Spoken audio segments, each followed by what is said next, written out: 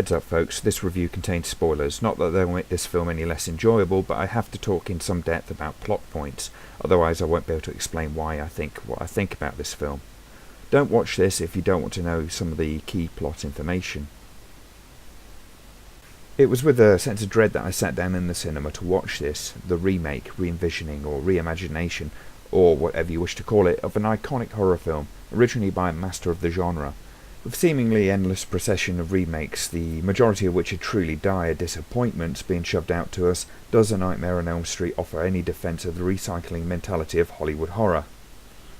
Frankly, no. The story is familiar to all the fans of the genre.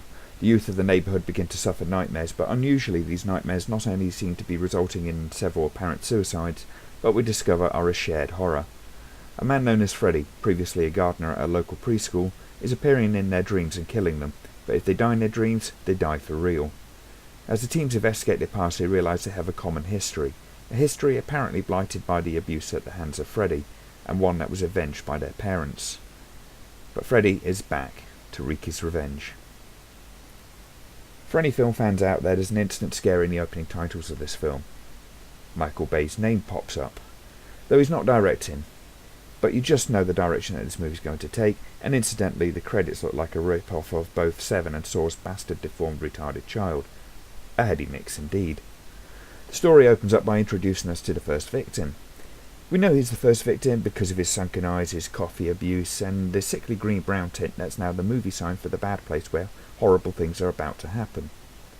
We get a brief introduction to the main characters and some quick-fix exposition to set us up for the inevitable brutal murder by Freddy, which is, to give its credit, pretty harsh, but not that shocking, and certainly not scary in any meaningful way.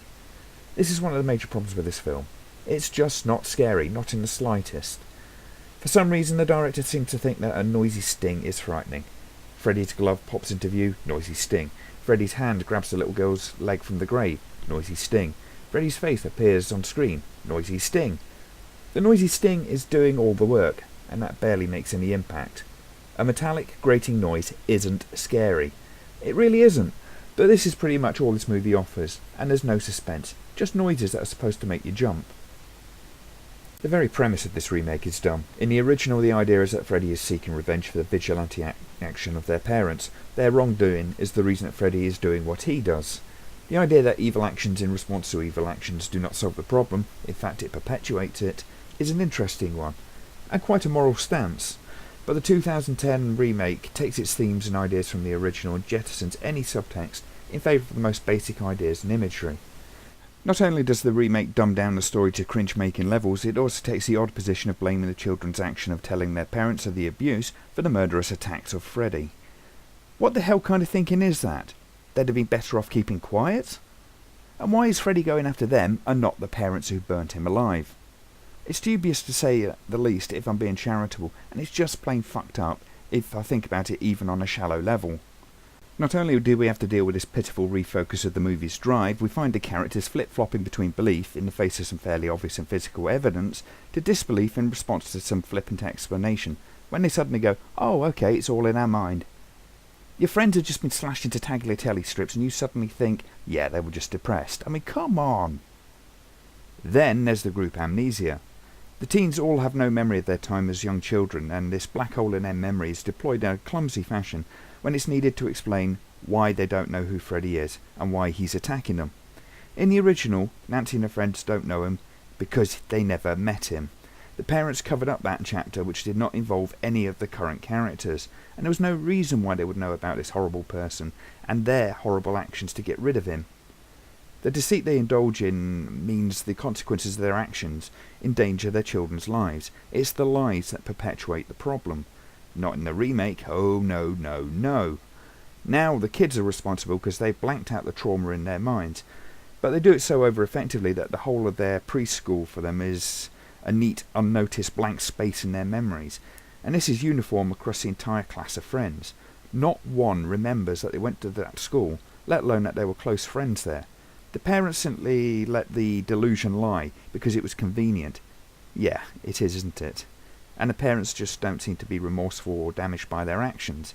They don't identify the terrible nature of their actions. It's all so flippant. It's like the film was saying that their actions were fine, but the kids' actions were worthy of a bloody supernatural murderous response. Occasionally there are some familiar images from the original which are recreated, such as the bathtub scene where Nancy falls asleep in the bath and Freddy's claw surfaces from between her legs and goes to grab her. Another is the disturbing scene of Nancy's friend in a bloody body bag being dragged by an unseen force.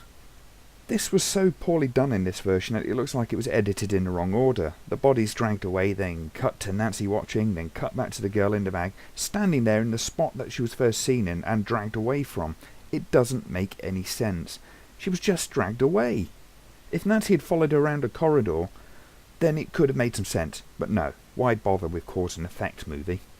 Talking about effects, one would have thought that the very least this movie could have offered was an improvement. Now, while there are some very gruesome effects, including the first victim nearly chopping his own head off with a steak knife, and the recreation of the original's finale, it has to be said that the CG effects are genuinely quite awful and plastic. Gone are the practical effects of the original and the surreal, dreamlike nature of Freddy's often distorted body, and in are some cheap computer graphic replacements.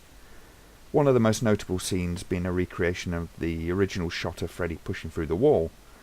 In this version, it's a massive fail. It looks like it was made in the mid-90s. In fact, it actually reminded me of the effects of Peter Jackson's The Frighteners. It's just not as effective these days. The original, with a sheet of latex and careful lighting, and Robert Englund pushing his face through, it was much more effective and scary than this digital masturbation that doesn't look in the slightest bit convincing or solid. The one most noticeable, seemingly practical effect is way overused as Freddy's knives create sparks against all the metal surfaces at a drop of a hat. I just sat there bored watching it for the upteenth time, wondering how many volts it took pumping through the metal blades to cause such a pretty, if rather over-the-top shower of sparks. Without a doubt, this movie is definitely more visually graphic, but it doesn't lend it any more power or tension. In fact, it shows way too much. Freddy himself was more effective even in the original series in the first episode, precisely because he was cloaked in shadows. Our minds filled in the rest. Our own horrors were superimposed upon Freddy. Here, it's all on show, and frankly, it's disappointing.